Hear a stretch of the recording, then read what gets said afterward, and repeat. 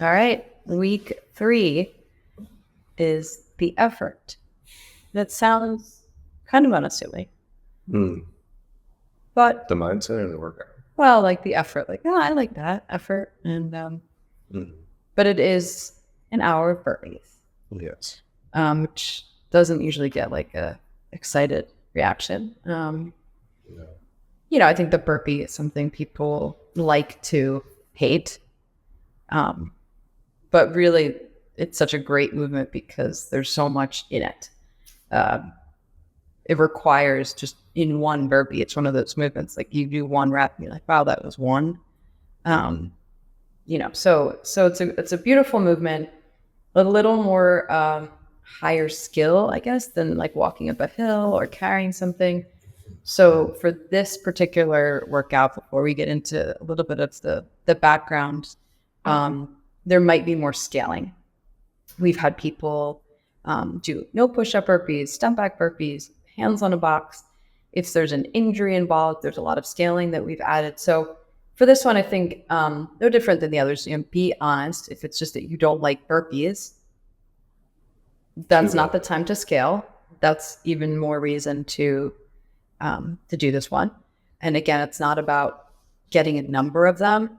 For you, maybe just doing this one and saying like, I don't like this movement, but I'm going to try is the win. So definitely check out scaling if there's some injuries and such.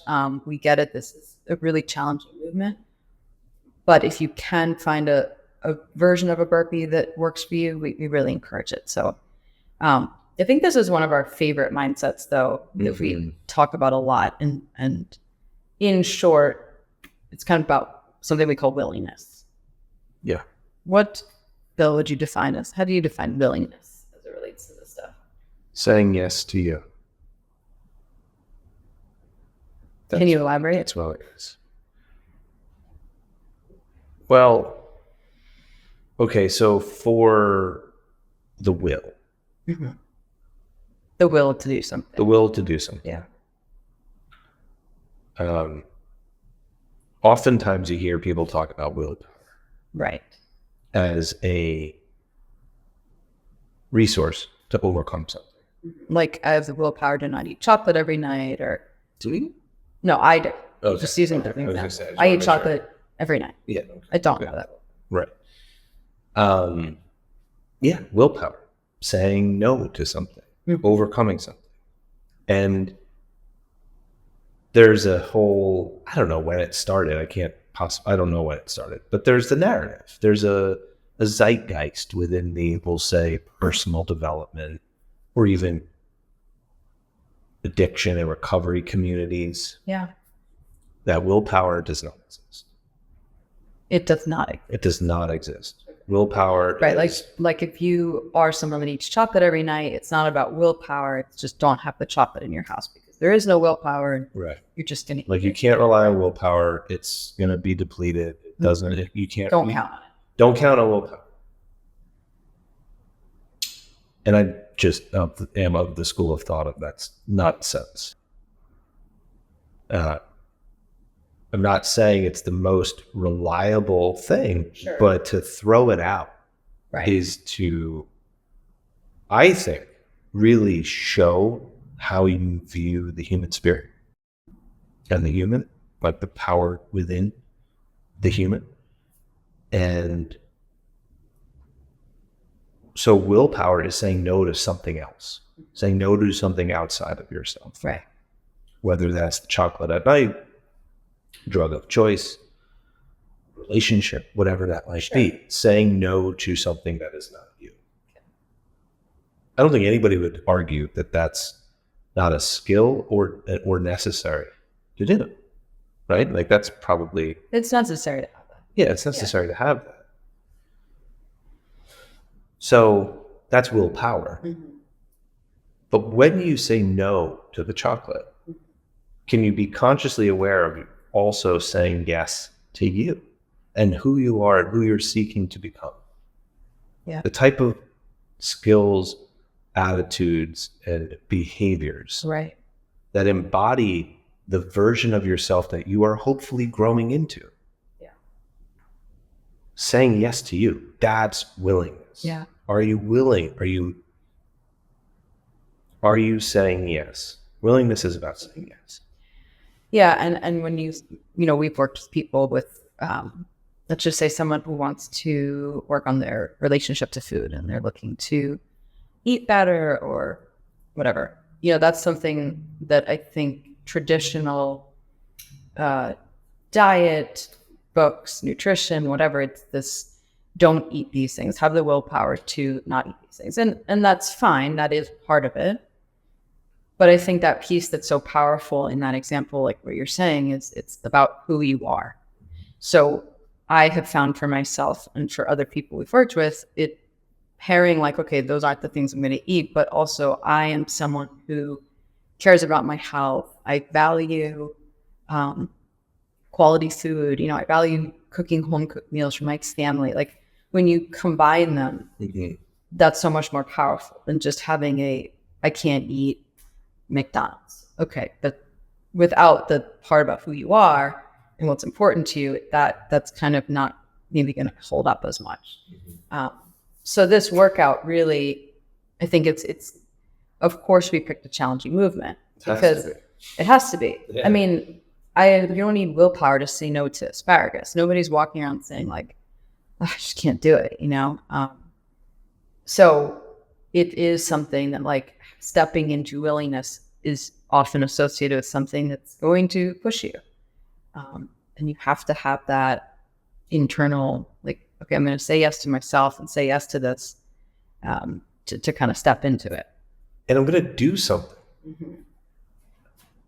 When it's framed, when your decisions, or your options rather, are primarily being determined by what you can't do or what you don't want to do, or like a negative, and I don't mean like a judgmental negative, I mean just like a don't, like a right. That's fine, but there's gonna be a downtick in one's sense of agency and their ability to choose among choices. Mm-hmm. And when you see that, when people who have a view of themselves in the world of I don't have any other choice, right? Sometimes you're right, you don't. But if that's what if that kind of spills over into other areas, into fitness, into relation, into whatever it might be, then hopelessness often follows shortly thereafter. And that is a terrible place to be. So when it comes to an hour of burpees, there might be a time where you're like 28 minutes into this, and you're like, I just can't do another. Right. And maybe in that moment, you're right. But with something like the burpee and the effort, there's a sense of honesty with this where it's like, can you not, or do you just not want to? Sure. Which again, not right or wrong, but like have an experience for that. So to shift into this mindset of willingness, this saying yes, and not just saying yes, but having the action be the statement. That is what we're looking at having people really experience. And I think that driver, there's such a difference. And it's not always, I think it's not always the right answer to say, well, it's just that I don't want to. Sometimes like it's okay to not want to do something and not do it. Yeah. Like that's okay. This particular experience is like most people are not going to want to do this, but there's the value of doing it anyway. That doesn't mean that everything you don't want to do, we're not saying it's the just do it, mindset of like, who cares if you don't want to get up at 4 a.m., get up. Like, well, that's not always the right answer. Right. But I think there is that framing, like you said, of agency.